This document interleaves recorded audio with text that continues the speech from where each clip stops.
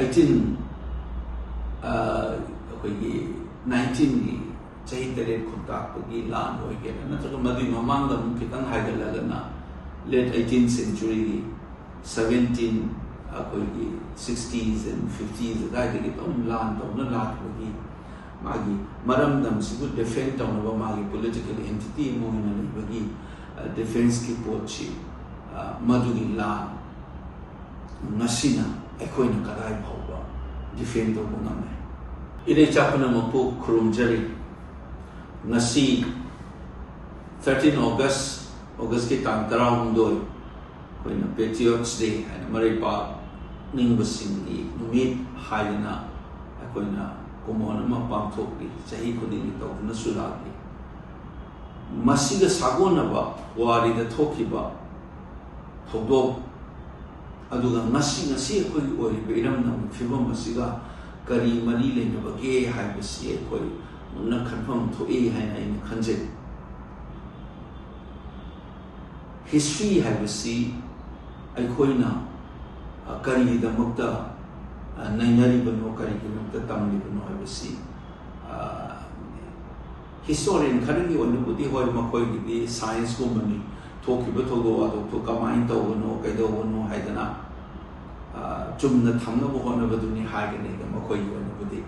adugo aikoina memorialize tawrakpa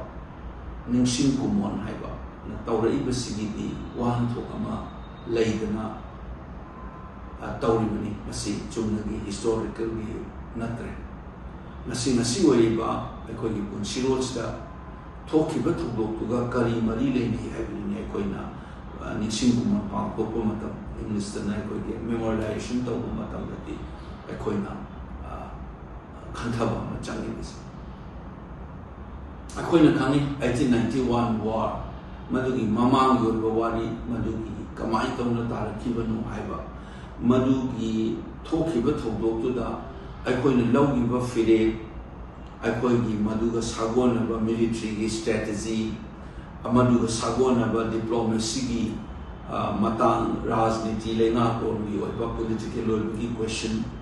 madugi mayam dun nainaraba matungda ngasi oiriba aikoigi fibam asiga kari mari leinei karamba lesson aikoina madudagi tamhoba yai haibisini aikoina ngasi ahamda aikoina khanfam tholibisi aduga maruoina ngasi oiriba Manipur ki independent sovereign existence ama defend tawna madu nga na bo na bada lehidraba matamdugi mihoroduna lawkiba fire adu ngasi aikoina oiriba fibam sta aikoina leipa ningba numit aina pangthok na ski wan to kari oibam to haibisi masidani kari makanda aina pendadana miyami mifam kaya dasu aina thamjakiba chumnagi ticket digital lei katpa pauna katpaduna oiba ore aikoina ngasi lawgadaba film ama chumna lawba mu changani haina oiriba ngasi oiriba aikoi fibam sida munna nainaraga aikoina lawgadaba film ama lawraga changsanba khongsan ama changani haibasi matam amada sum khaluragadi lanchi akoigi 1891 gi lan horokiba matamda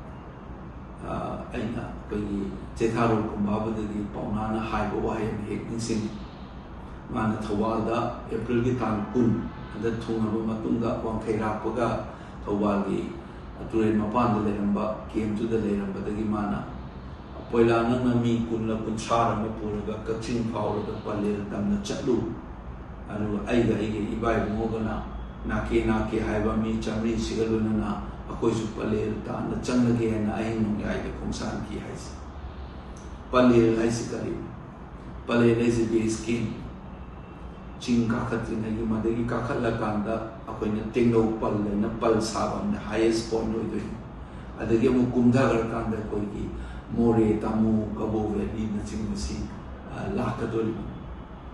madugi defend tawna ba taw go war adugi mamanga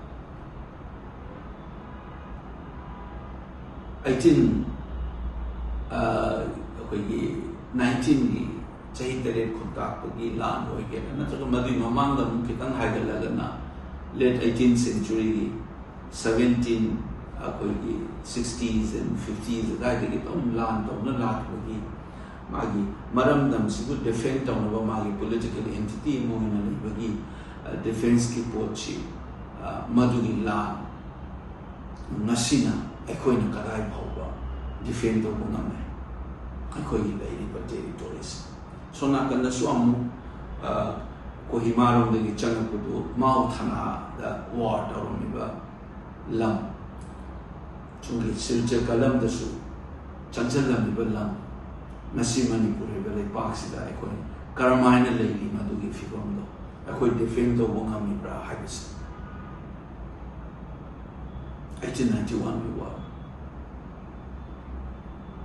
matam du da ekoi ne lawi ba fire mai chi ge ni khangna miyoi ba ina pok lo mani na ma ge mani ge resistance ki spirit madu ne ko na mo ani shu da ning sin do is lady ba fibam sida ko na karmai to na resist to mo ngani hai ahum shu da aina khanja da matam du gi shu ko ni historian sin na ne da ina sa hai je gi ba diplomacy gi ba Ekoi kamana diplomacy kamani handle toki evolving international dynamics matam lugi nataga India gi oil film da ekoi matam du da gi ruling elite sin na kamani uki war thing the matam da karamba strategy lo gi hybrid mina ngasi shu pichibi gi oil ba ngasi maleng gi oil ba film India gi oil ba film sida ekoi gi manung gi oil ba film sida naina duna ekoi ni oil ba film se kari no am su kadai da karamba period law ga thabuk sing da ge hai ba se masi ekoi ni masi Tuesday hai ba mi sida na homa na amu ningsim ama mathau tai hai na khal mari subada ekoi ni masi pangthok liba Patriots Day ni sida Logadaba, Achauba Port, and Kanzar. Tokiba Togo, we are so big at the Natnatum, the Amuk Tokiba, I quite the Dimam Nasiki, the Gidi Mamang, wherever, 1891 Gidi Matunda. I quite the Tenageba, Togo Watoka, the Ikoigi, Matamudi Mihoro, and Edits in the Nakani, Doki, Karamba Philip, Doki Hana, Kana Nanga, Matunda, Nasi, what if they couldn't Kanoga the Bati. Consensus among Latuna, inform about public among Oiba, Kanan and Nabugi culture, Taxi Hasi Kaidaba, Indian Manaba Hargats in the Namanato, Doctori Betabakun Urkada, Wari Shanabada, Latok Tasin Donabada, and a lady of Sekanan and Abada, Maduki, requirement among us, a pull up, British de Pantu, Nasida, Tinari Behiram Kayada. Madugi consensus deliberations amala halaga madugi oyana ba sinba ma yamna mathau tai hena khale nataga di 2023 dagi ngasi ba bo rei ba film se matamnu da Manipur defend on 1891 and that se kona ningzing and so and then before ka haise ki baduni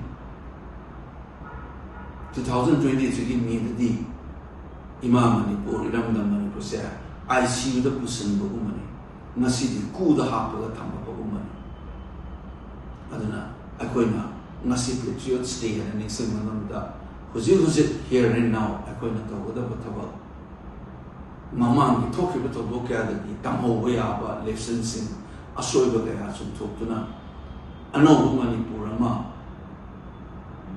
Manipur defend da da na ano Manipur ma sem na ba khongjana ma changchen ngam ba gi pangal losin thona akoi punamakta lehidraba mihorol sibugi thawaina thaujan bibo oisinu mapuna thaujan bibo oisinu haibasi asi nya makonda ai mai kai de gi pausete no ukhrumje